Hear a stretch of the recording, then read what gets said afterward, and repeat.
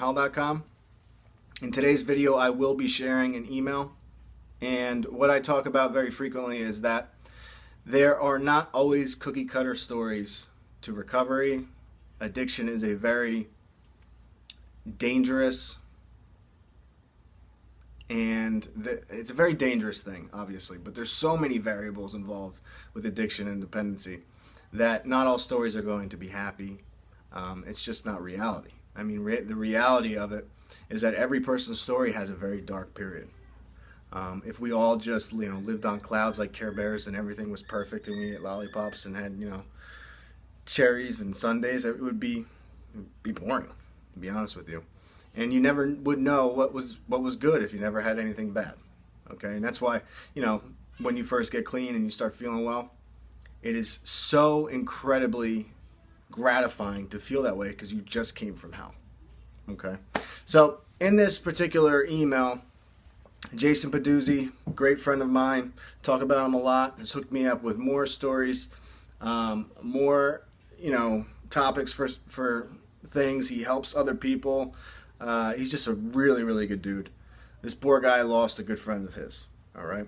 So when he told me about it through an email, we spoke about it. He was very down. He wasn't on the verge of relapse or anything, but he needed to vent. He was very unhappy, and it was a very tough thing for him to go through. So when we were speaking about it, I said, you know what?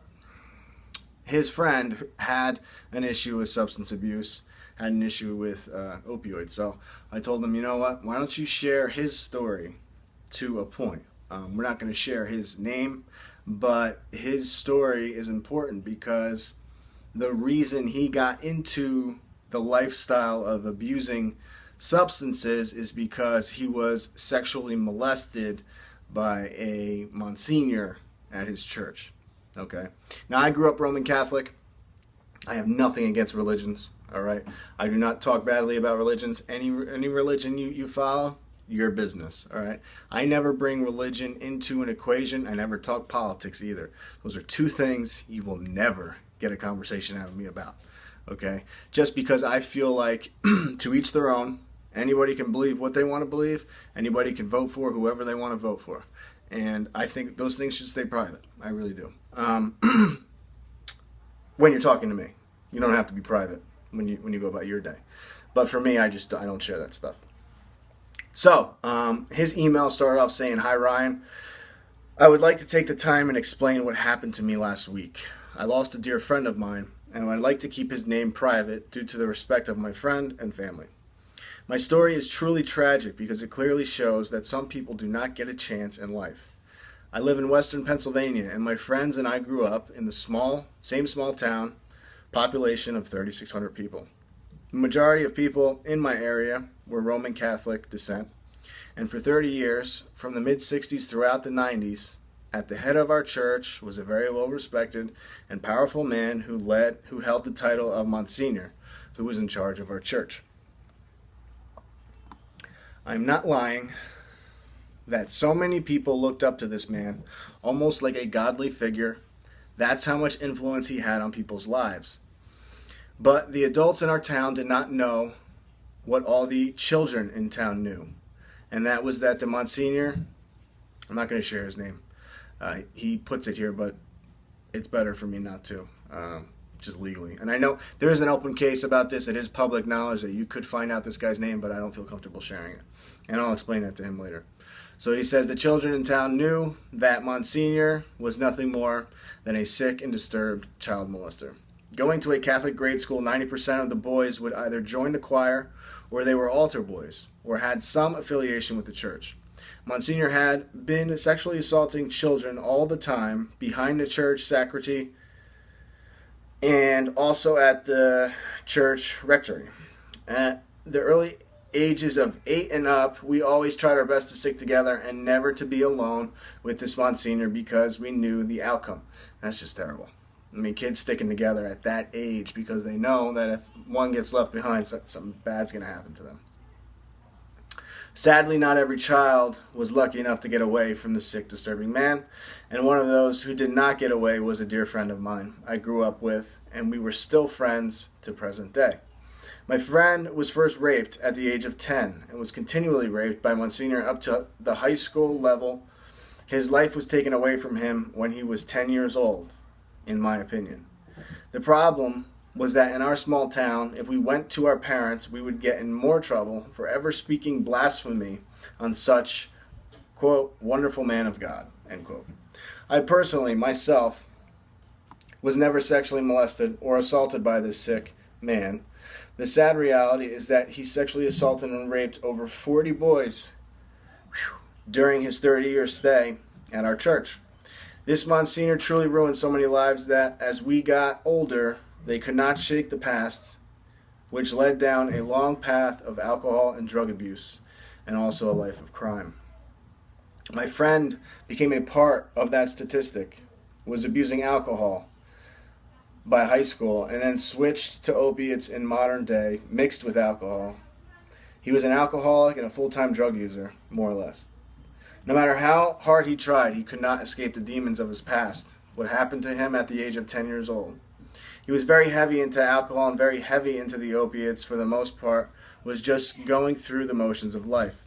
My friend was a very intelligent, loving man, and even though he had substance abuse problems, he did work with troubled youth to try to give them light and hope at the end of the tunnel as they grew up. In my opinion, he was paying it forward by trying to help troubled youth, and there's no doubt he could relate to a lot of these children's problems. A few weeks ago, his opiate use was out of control, and I could not do anything to help him except to try to find him help or to give him some type of guidance the best I could. Sadly, I failed. I got a phone call on Saturday night stating that my dear friend had taken his own life. Words cannot explain how numb I was as tears ran down my face and kept on saying to myself, this can't be happening. This can't be happening. He tried so hard, and many people might think suicide is an easy way out. But I'm here to tell you, my friend was a tortured soul, and had his childhood robbed from him. And the massive alcohol and opiate abuse definitely numbed him and clouded judgment. Needless to say, these past 10 days have been one of the hardest to deal with ever in my life, and trying to find the coping skills and an understanding in all reality, all it did was create more hate in my heart for this Monsignor, who passed away in 2003. And the Catholic Church, who knew that he was molesting and raping boys for over 30 years, and from all the bishops to the other clergymen have kept this a secret and not let it get to the media until eventually, about 4 months ago, a grand jury report was done on the sexual assault of children at my church and surrounding churches belonging to the same diocese. My friend took his life along with other victims throughout the years because the Catholic Church did not want this to get out into the mainstream media and did everything they could to pay off victims, to pay off the media and pay off people in the legal system that supposedly were there to put people and other priests like him in jail. To be quite honest, these last 10 days have felt like my life has been in limbo because I keep on asking myself, how come not one priest came forward and said this was wrong?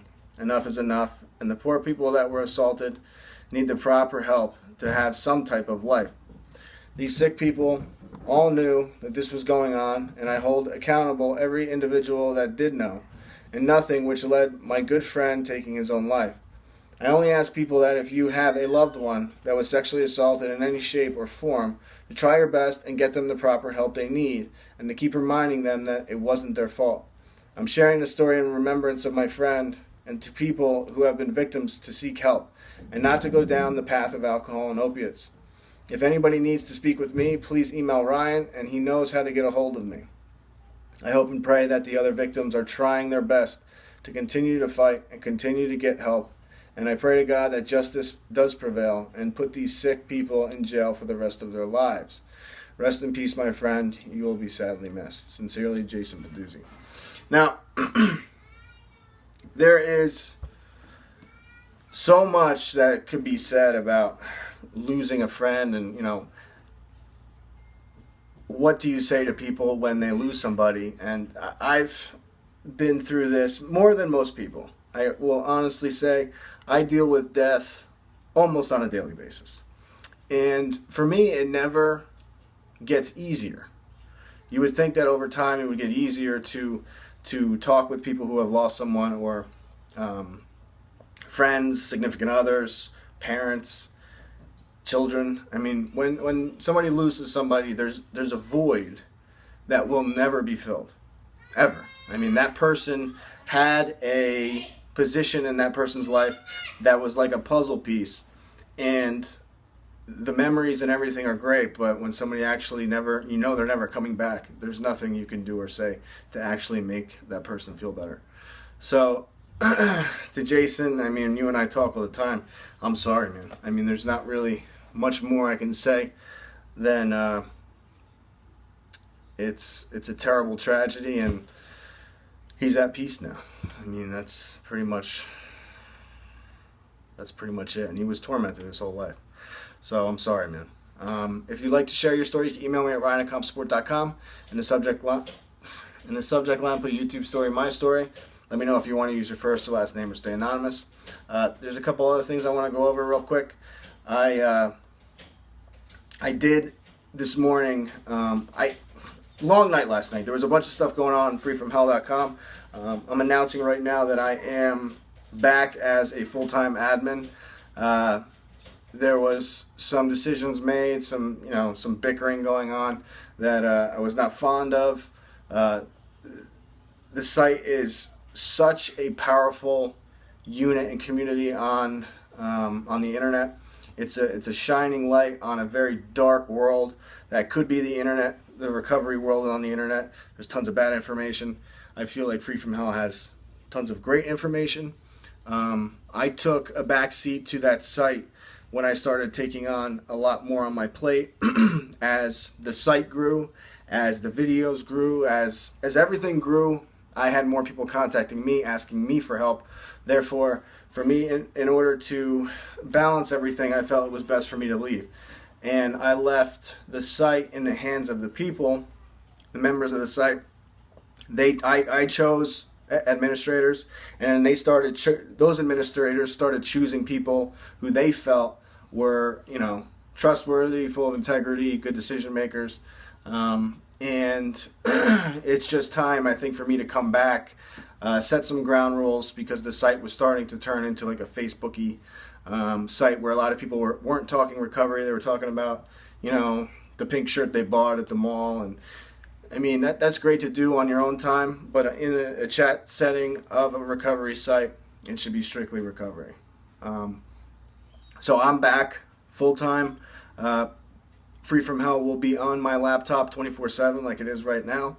I'm going to be monitoring everything. So if you did leave the site for whatever reason over the past 6 months, I would kindly ask you to come back, give it another try. It's not like the site went down and it was like some horrible place. There was just some complaints about it not being 100% recovery anymore.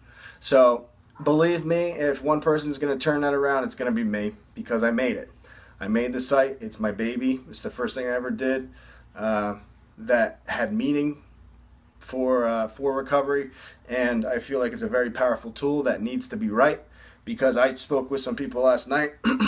If it starts getting to a point where it's not helping people, I'm going to shut it down. Simple as that. I don't give a crap about having the title founder of Free From Hell. If it's not helping people, it's going away. Simple as that.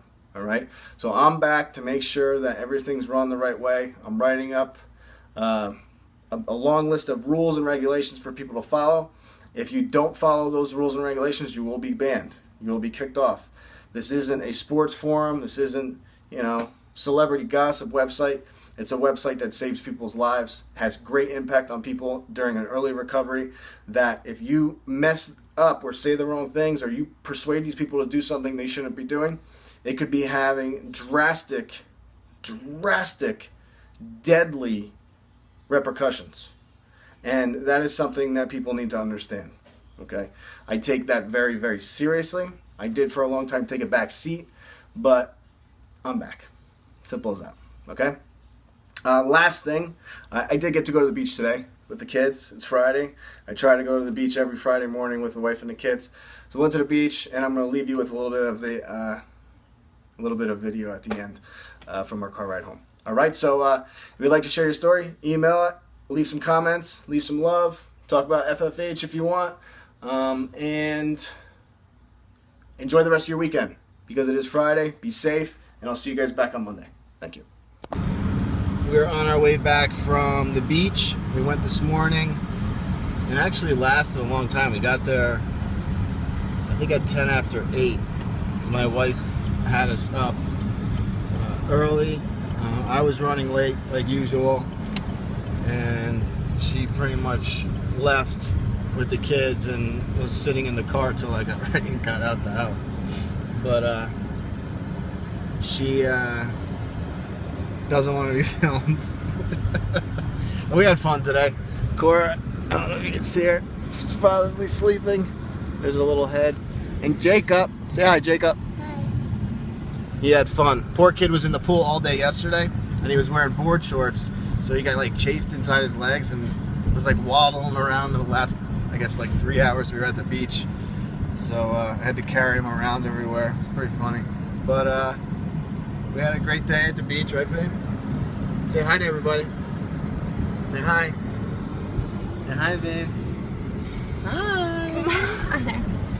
She hates being on camera.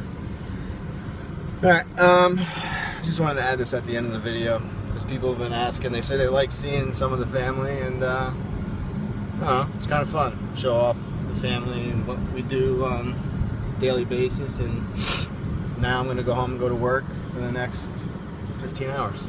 Yay! Happy Friday. Check out some more videos.